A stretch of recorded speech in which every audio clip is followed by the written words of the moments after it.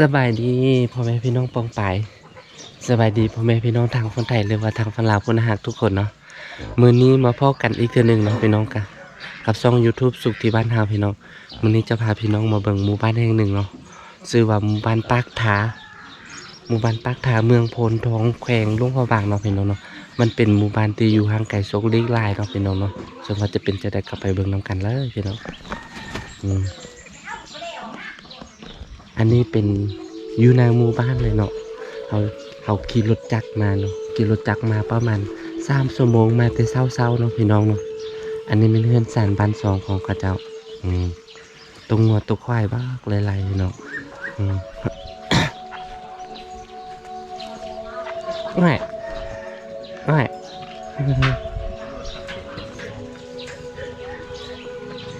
อันนี้บรรยากาศในหมู่บ้านเนาะมันจะเป็นหมู่บ้านที่ได้เป็นชนเผ่าผู้ไทยเนาะพี่น้องเนาะก็จะตั้งเงิน3,200เป็นแบบนี้หมดก็จะเลี้ยงงัวเลี้ยงควายอยู่ในหมู่บ้านเลยเห็นบ่พี่น้อง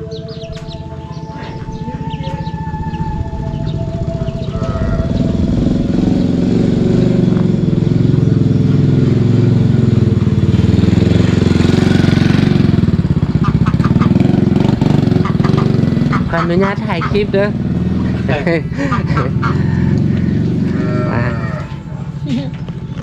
อันนี้มันกระเยเป้เนาะพี่น้องเนาะกระเซะเปกระเสะเป้เครื่องเป้ของเอาตัวนี้เป้หมดเนาะเปรัวกับเป้เนาะเปรัวเปดินเด้อเปมันกอกมันโก้เป้ได้หมดเลยเนาะเปได้เม็ดเลยแม่ลูกกี่ไทยหูหมูก็จะบางครอบครัวก็กำลังจะไปเวียกไปงานเนาะพี่น้องเนาะบางครอบครัวก็ไปแล้ว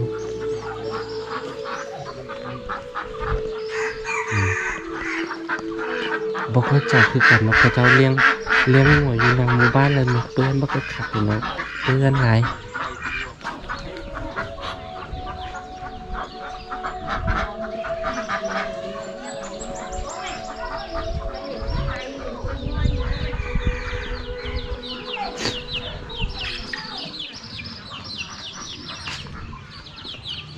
ส่วนหลายหมู่บ้านนี่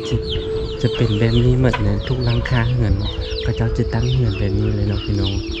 แต่ว่าหมู่บ้านนี่เปื้อนแม่นแต่ขี้งัวเนาะเขาเจ้าเลี้ยงงัวอยู่ในเหือนเลยหมู่บ้านก็มีแต่ป่าแต่ดง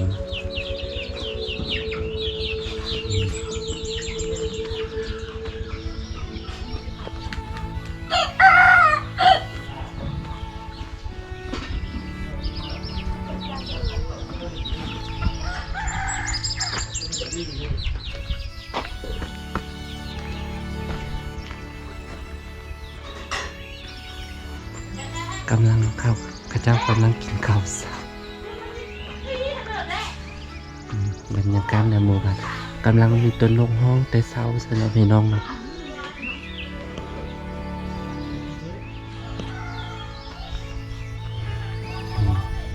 เป็นสารบ้านสอง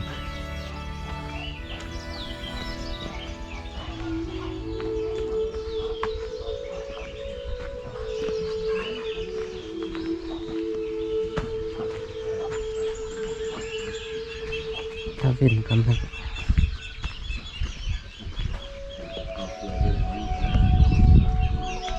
โอ้ยไปถ่ายผู้สาว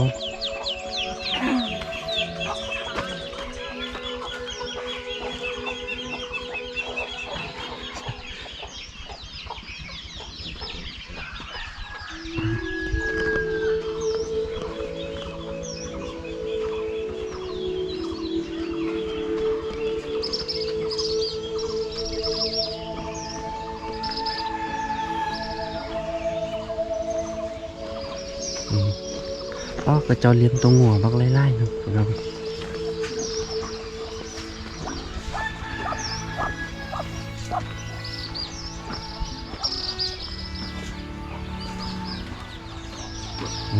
เป็นแฮนแบบนี้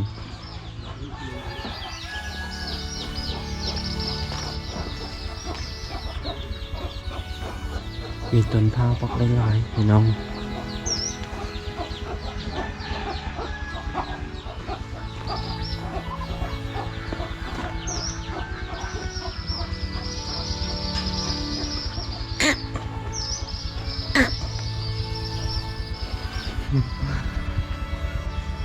บ่ไปเวียกว่ามื้อนี้น่ะพักผ่อนนะ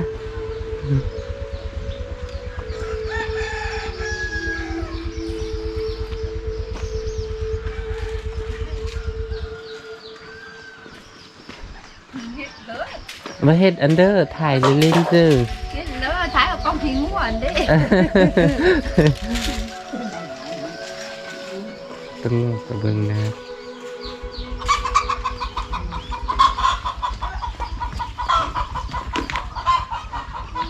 มาถึงมันเป็นหมู่บ้านน้อยเนาะพี่น้อง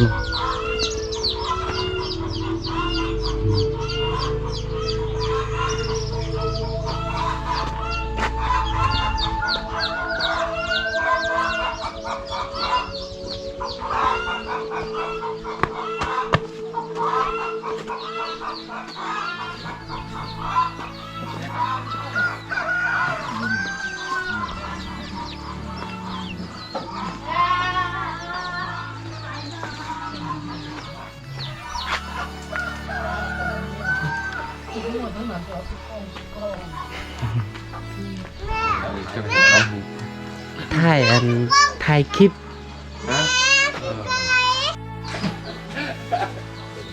อันนี้ก็เป็นอันนี้เป็นตำฮู้พี่น้องมันยังเป็นหมู่บ้านวัฒนธรรมอยู่เนาะตำฮู้ตำซาน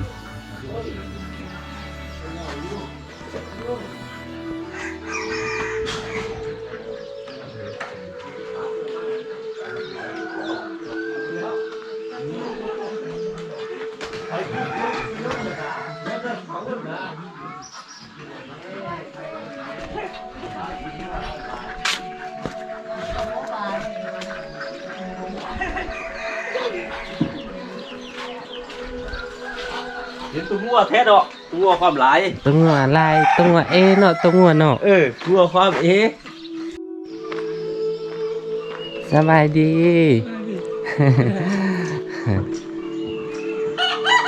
มันค่อนข้างว่าจะคือกันเหมือนเนาะพี่น้องเนาะมันเป็นเฮือนแบบกระเจ้าใส่เป็นเฮือนวัฒนธรรมเนาะคือกันหมดเลยเฮือนสารบ้านซองในค่อนข้างคือกัน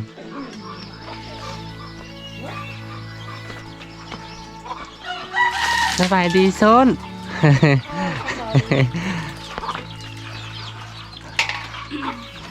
บรรยากาศมันเป็นบรรยากาศตอนเช้าไปตีตู้ มาถ่ายคลิปได้เด้อ มันเป็นหมู่บ้านวัฒนธรรมเนาะพี่น้องส่วนหลายก็เจ้าจะตั้งเหือนเป็นแบบนี้หมดแต่ว่าบางครอบครัวหันจะตักเป็นเหือนคอนกรีตตัวเนาะนี่คือกันหมดเลยก็เจ้าว่าเป็นบ้านวัฒนธรรมแล้วก็ฮิตของประเพณีก็เจ้าเฮ็ดแบบนี้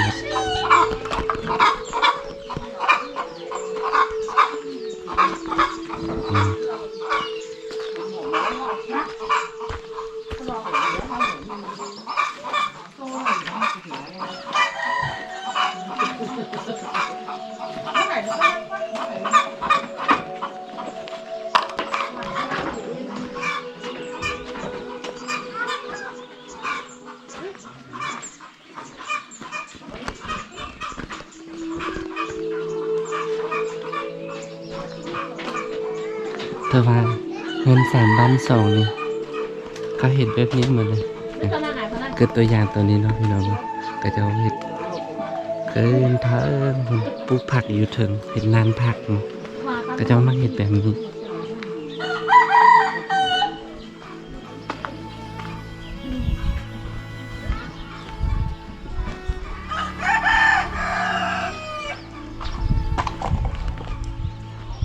ก็จะเห็นทานเหือนแบบนี้พักสูง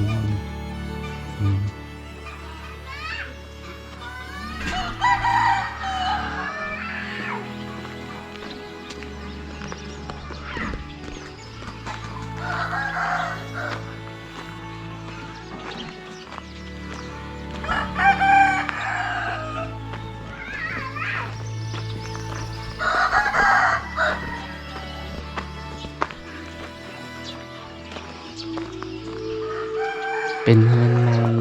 ในแบบบุงหานเนาะพี่น้องเนาะ มันเป็นเฮือนไม้แบบโบราณเลยคล้ายๆคือกันหมดเลยอืมอีก 4-5 ปีข้างหน้านี่จะบ่มีแล้วเนาะพี่น้องเนาะก็เจ้าจะเปลี่ยนไปใช้เป็นเฮือนคอนกรีตอยู่กองเฮือนก็เจ้าจะตั้งฮูกผู้หญิงจะตำฮูกหรือว่ากองทุกลูกทุกหลังคาเฮือนนี่ต้องมีตำฮูกเนี่ยนี่อันนั้นก็มีแต่อันนี้ก็มีเนาะพี่น้องเนาะมีหมดเลยตำฮูก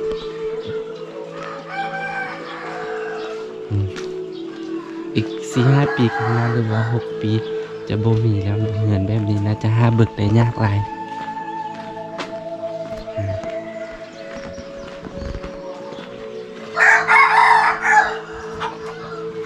ไปอันเดอร์ ไปหน้า ไปหน้า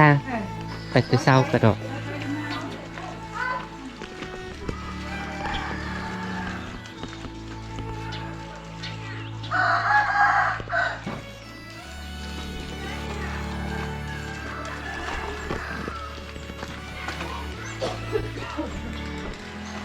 สบายดีสบายดี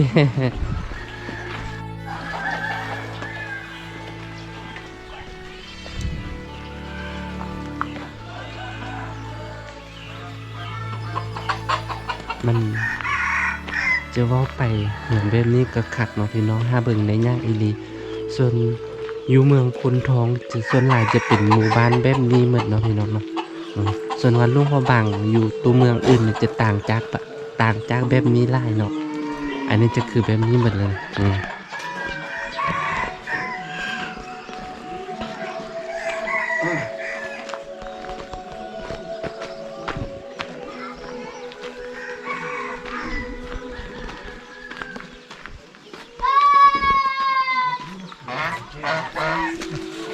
โอ้อันสวยเหมือนต้นนี้คักเนาะ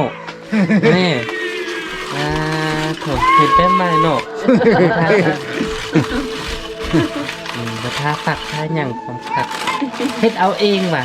หรือว่าไปซื้อน้ำเข้ามา ชื่อเอา ซื้อเอาน้ำเย็นบินมาเฮ็ดขายคักก็เห็นในก้นเนี่ย ลูกขึ้นออกมาดิ อยู่น้ำท่วมหูบ่อน้ำท่วมน่ะ ขนาดโตชื่อหนู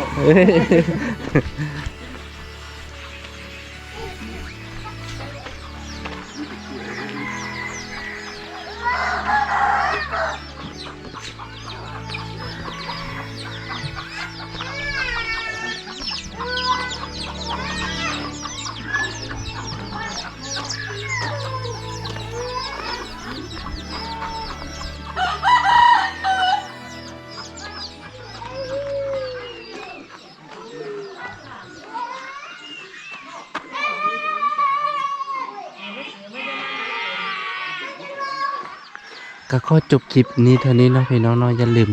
กดติดตามกดไลค์เพื่อเป็นกำลังใจให้เด็กในการเฮ็ดคลิปต่อไปเนาะอ้อมหมู่บ้านก็จะแม่นแต่ป่าแต่ดงเมื่อพี่น้องบักคึกคักหลายตะเวนกำลังออกของทางนี้ก็คือกัน